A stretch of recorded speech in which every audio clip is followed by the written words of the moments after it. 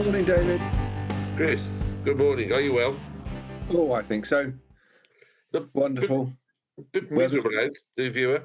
Whenever you're watching this, I hope if you're certainly if you're in this part of the world, you're safe from all the winds and the blows and the storms that threatened over the next 24 hours, and etc. And we're on our own because Callie is on a holiday. I understand, Chris. Well, that was the email we had from her to say, sorry, I give my apologies. She does. She's having a few days off. Well deserved, of course. Exactly, and she's off next week as well, I think, isn't she? So that's it. So to you, sorry, you got Chris and me. You got to put up with us. Two bearded old men. Two bald bearded old men. Well, that's it. Might be quite appropriate when we get to read about Isaiah in a minute. It could be. And dear viewer, I do apologise in advance. I have Lady Rowe here with me, and she keeps on wanting to bark. I think they're doing some work over the road, digging the road up, and she keeps barking. So if I suddenly leap up, it's not to strangle her, but it's just to try and calm her down. So we'll see. We should be okay. All in all, yeah. So a bit of Luke's gospel today, Chris. I think We go straight on and read without the pause. we could, and I'll read it. Do you want me to read it today, Chris? As I haven't read for a while. Right, Luke chapter 4, verses 14 to 21. Then Jesus, filled with the power of the Spirit, returned to Galilee, and a report about him spread through all the surrounding country. He began to teach in their synagogues and was praised by everyone. When he came to Nazareth, where he had been brought up, he went to the synagogue on the Sabbath day, as was his custom. He stood up to read, and the roll of the prophet Isaiah was given to him. He unrolled the scroll and found the place where it was written, "The Spirit of the Lord is upon me, because he has anointed me to bring good news to the poor.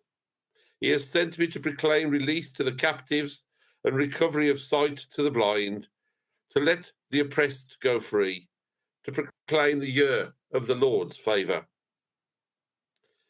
And he rolled up the scroll, gave it back to the attendant, and sat down.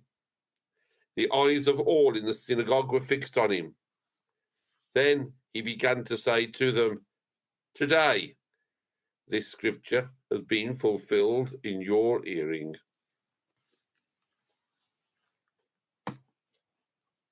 David, do you know much about 2,000-year-old Jewish synagogue lectionaries? I'm an expert, Chris. Yes, yeah. So you can tell us exactly why that lesson was reading from Isaiah was chosen for the day. Was it just the Old Testament lesson? Well, I think, Chris, from my vast knowledge of Old Testament scriptural readings, I think whoever gave it to Jesus just picked it up off the side. No, I don't know. I mean, I just think it's one of those interesting questions, isn't it? it is. Why was he given that? Or was he just given the whole scroll of Isaiah and, choose something to read? Well, all it tells us, because that's all we can go by, is that he stood up, went to the synagogue, as was his custom, and read, and the scroll of the prophet Isaiah was given to him. So it suggests, as you've quite rightly asked, that the whole of Isaiah was given to him, or the whole of Isaiah that they had then, bearing in mind, of course, that Isaiah is written in 3 different parts by 3 different people, we understand. So you've got Isaiah and Isaiah 2 and Isaiah 3, etc., because they were written over a length of time. So he was given a scroll on which that particular passage came to the fore. Whether he chose to read it, we don't know. But I think It does say, actually, he unrolled the scroll and found the place where it was written. So it suggests he was given the whole of the scroll that they had got. Because again, we don't know how much of the scroll or the Isaiah writing they'd actually got. Dear viewer, it's probably quite poor theology to read an English translation of a Bible and take that as exactly what happened. Yeah. As with a lot of scripture, Chris, I think, unless you are an absolute, professor or whatever in particular areas of theological study. We don't know. We can't actually prove. And even those who are great and learned can only try and make an understanding, they understand it, or an interpretation based on their vast knowledge. But we take it at face value when we come to read it of a Sunday and try to give some kind of understanding of what we believe. And I think your question, was it the whole scroll? Was it part of a scroll? Did he deliberately find that passage? Is an interesting question when we come to look at this reading today. Obviously, if he was given the whole scroll and he deliberately wanted to find that, what was his meaning behind it when he sat down that day to do so? What I suppose would actually fit in a little bit with what I've been talking about so far in Epiphany. Mm. The celebrations and the events, because we've had lots of. We've had the baptism of Jesus. We've had Jesus going to a wedding.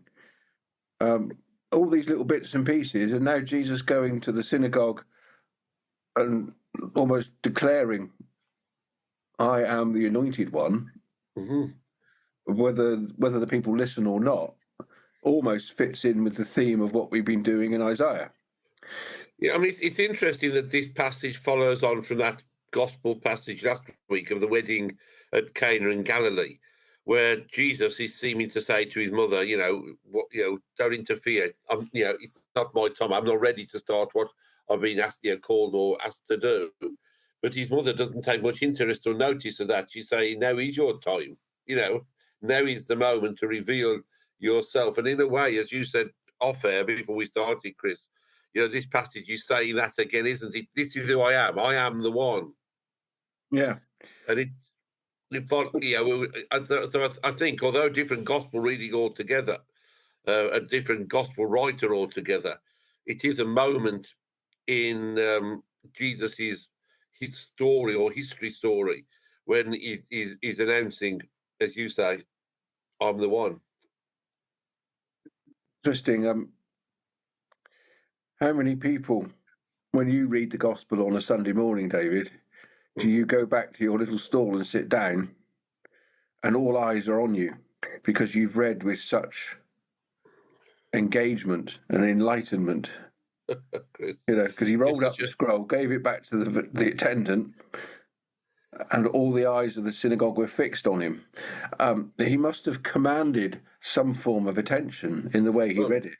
I can only say that in Beaminster, not so much in the villages, from the moment that we announced the end of the gospel, and I'm going to place the gospel book back onto the table, and then I make my way to we don't have a pulpit as such in Beaminster anymore, so I make my way to the lectern or to whatever I'm going to do.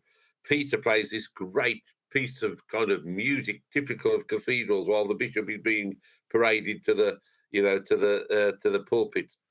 And and if you were to hear some of that, Chris, you can't help but focus attention because it's quite uplifting and amazing. Do they look at me like that? I don't know. What is our job in trying to give the next part of the service, in effect, the sermon, the address? What are we trying to do when we get to that point? And how much do we spend perhaps silently, either before the address, after the gospel reading, or after the address, to allow people to think about what has been said? Do you have a pause? Do you sit for 2 or 3 minutes? I find it interesting as to you always think about what you're trying to achieve, and I find it's changed over the years. Yeah. Because I don't have a huge number of Bible study groups. Actually, I think a bit of explaining about what the passage about is quite useful, because it's replacing the fact that people don't go and study that and understand it all midweek. But then you've also got the point of what is the message for today? So what? What's the point of reading that Jesus read that scroll of Isaiah?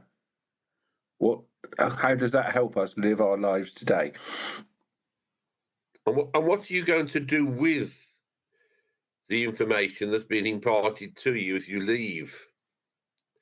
Because I mean, about you, Chris. I mean, as a good viewer knows, you and I went to the same theological college where they had a particular way of teaching you to, or certainly in my time there, just only a few years before you, but in my time there was this very much understood way that if you went to Ripon College, Cuddesdon, the sermon was in 3 points type of thing. And it was always the Mickey taking of the other theological colleges. Oh, it's 3-point Cuddesdon, that kind of thing.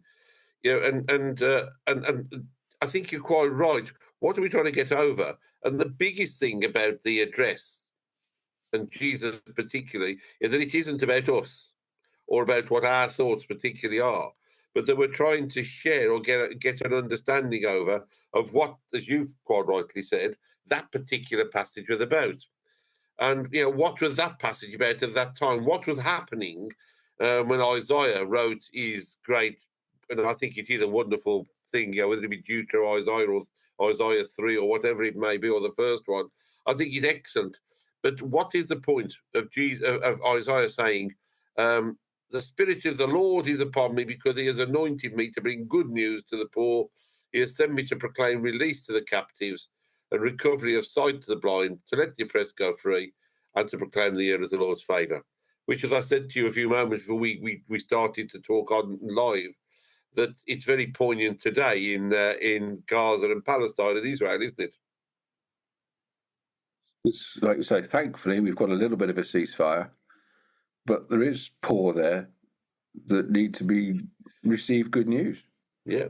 And of course, who is the Spirit of the Lord upon there to say, actually, you know what, this Jesus guy is good, and he's good because everybody's treated equally. He's good because the poor are helped. He's good because the blind can receive their sight. He's good because the oppressed go free.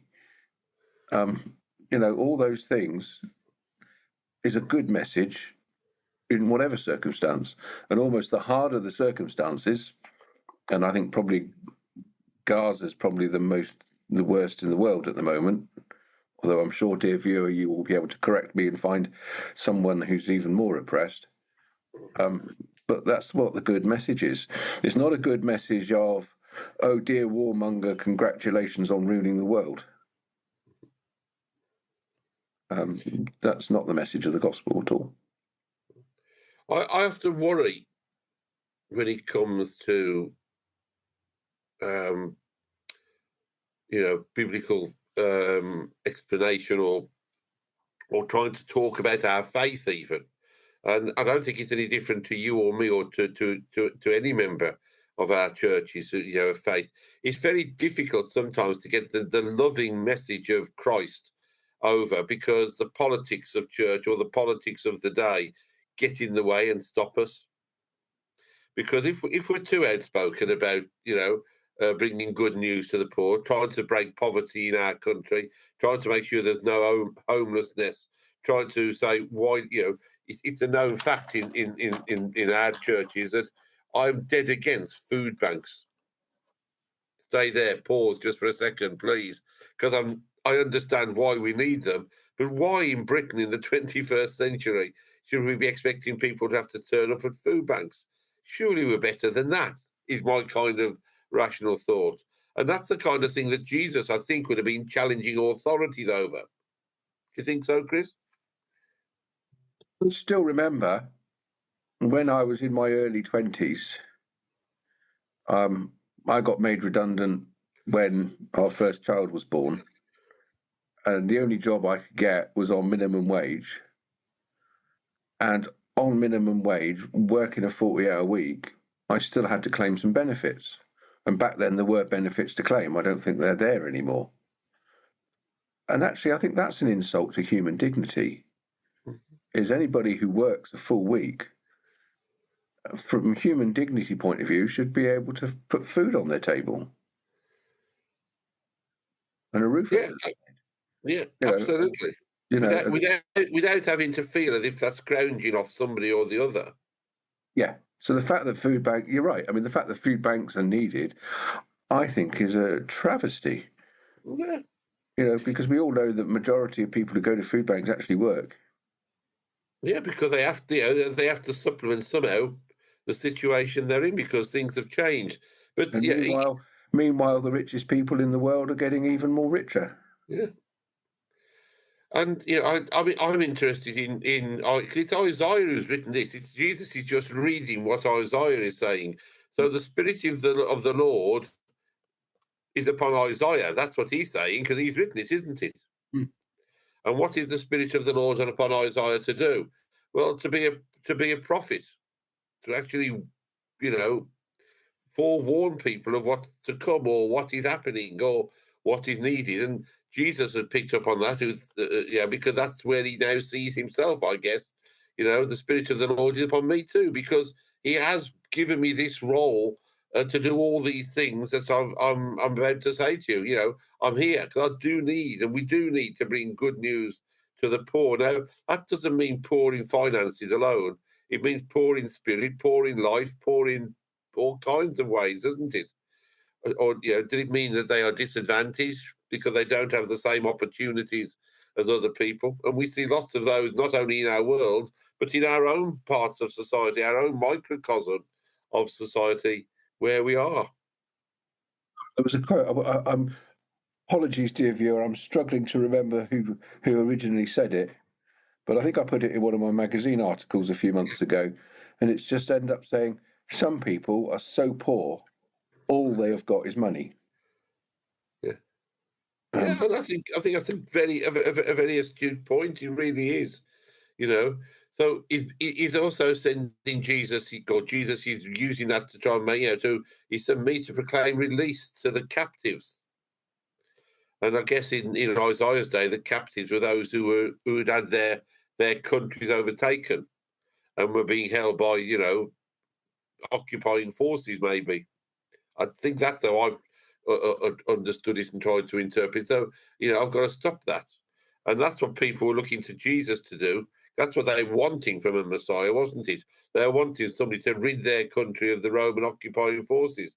They weren't wanting someone who suddenly came along and said, "No, you've got to pay to Caesar what's Caesar's, and let's work at it in a different way to solve this problem." And that's part of where we see things going today. How do we help people that are in this situation to resolve the issue? Whether it be Mr. Trump's new idea that I'll bang the drum loud enough and shout loud enough, and Mr. Putin will do as he's told. I'm not sure that'll work. We'll see. It may do. We'll have to wait a bit longer. But it's the role of us as disciples, because we're all disciples of Jesus, we're all followers of Jesus, is to try and live out through our lives the message of hope, of love, and of care for each other. That is what he came to do, and that's why, to me, the wonderful commandments. First of all, love God, and then love your neighbour, are so important. and if we love our neighbour, then we let the oppressed go free. If we love our neighbour, they can put food on the table. Yeah, If we love our neighbour, they're paid sufficiently to live a decent life. that's right. If we love our neighbour, they're helped when they're in trouble, etc., etc., etc. Yep, and We like to make up loads and loads of rules on how to do it. but that's where we get caught up, because then we say this is a great idea, and I don't think anybody would disagree to what Jesus has read from Isaiah. But we have to then have rules about how we're going to do it, and they're so strict and so whatever. People meet themselves coming back. And it's not just poverty and food. I look at the conditions of some of the accommodation that I know people live in. And you think, how on earth do they ever get away with being allowed to charge for such rubbish.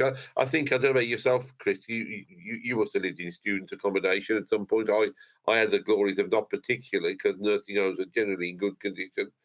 But I remember some of the places my daughter lived in as a student, where she was paying, hundreds of pounds, or the group of 3 or 4 people sharing a house were paying hundreds of pounds a month, and there was rising damp and falling rot and woodworm and filth. And you think, how can that be allowed as well? What does Scripture, or what does Jesus say about that? And what is our role in those kind of situations as well? So that's where we need to, as part of us standing up, bring the good news for the poor, is to say someone's got to turn around and say, actually, this is wrong. Hmm. And people need to provide things properly. People need to think of others, and that's where the landlord in those circumstances tend to think they're a better human being than the student. Well, almost, yeah, it's almost as if they think they're above the law, isn't it? Yeah. And many lawmakers, of which I think most of them are probably sincere when they set out to become in those roles of elected representatives. I don't think people enter it just for the fun. I think they have a genuine desire to want to do or to make change.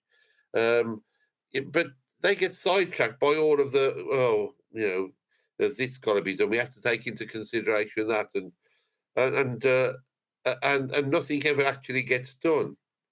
Whereas Jesus was slightly more radical. He did turn the table of the moneylenders over. He did go into villages and, and lay down, quite clearly his message. Still remember, I'll go back, I've probably said it before on this, the very first theological essay I wrote, no, actually the second theological essay I wrote, was on the Ten Commandments. Oh yeah, And of course, God gave Moses the Ten Commandments, which I'm sure we're all familiar with. By the time you get to Leviticus, the leaders turned those 10 commandments into 625 Toroth. that's right. So they've gone from 10 rules to 625. That's right. And then there was probably loads of little rules after that. Jesus came along and said, throw those 625 in the bin. Not even 10, you just need 2. Love That's God, right. love your neighbour. And that's the So very that was point. the radicalism of Jesus, is you don't need rules, you need principles. Yeah, and you need love for each other. Well, that's the principle, because that's the one word that's in common of both the 2 commandments that Jesus gave us.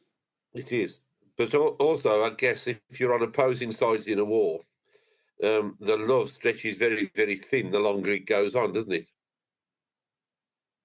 Well, it Because does. then you're That's where it becomes even more of a thing to be brave and to reach out.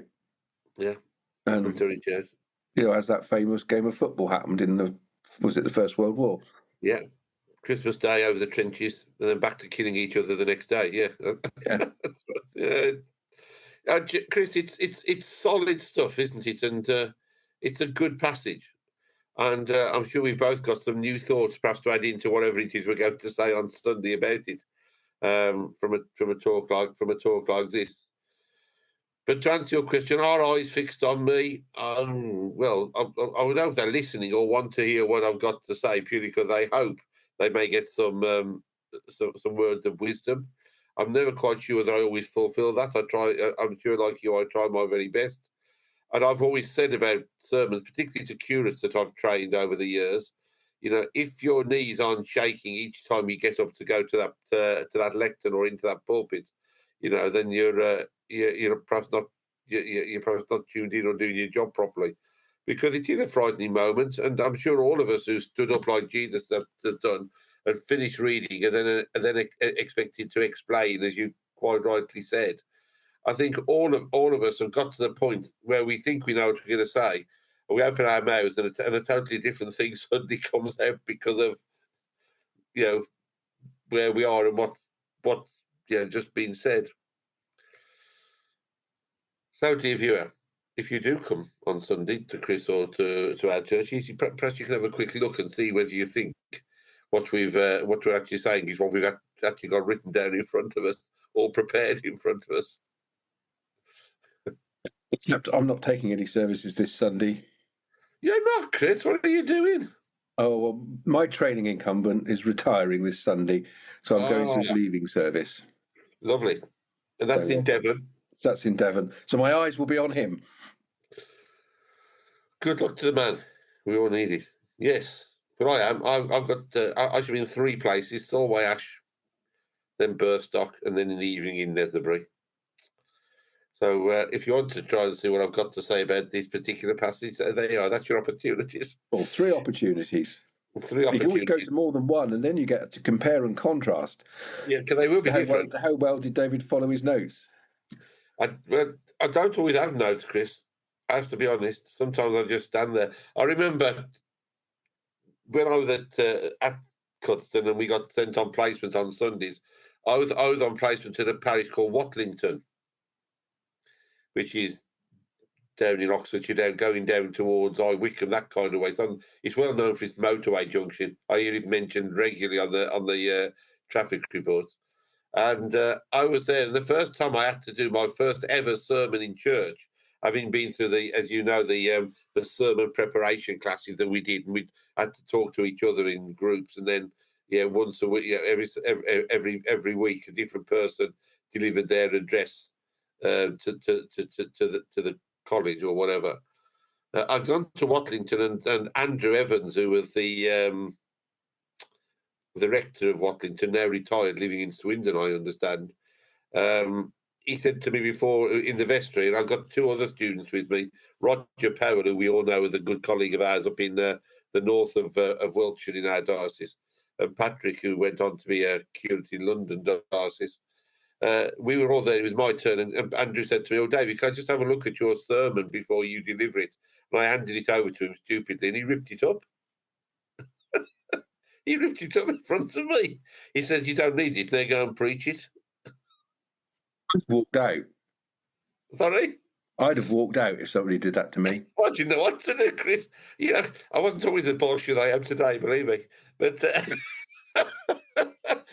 I was petrified. He said, "You don't need it. Go and preach it. You've studied it. You've read it. And as long as you've prayed over it, you'll be okay." And I walked up to the pulpit trying to remember what I'd written to start it off. You know what I mean? However, I did what I had to do. And I look back now at those notes of early sermons and think, did I really say that? Sometimes watch Rev Chat and think, did I really say that? So there we are. So I'll give you a few insights into the life of the preacher. Well, Chris, as ever, thank you very much. We'll be back next Thursday. You're around on Thursday? I believe so. Good. Callie won't be, so it'll be me and you again. Again. What are we talking about next? Let's have a quick look for it's a long passage from Luke. Oh, Sunday the 2nd is presentation.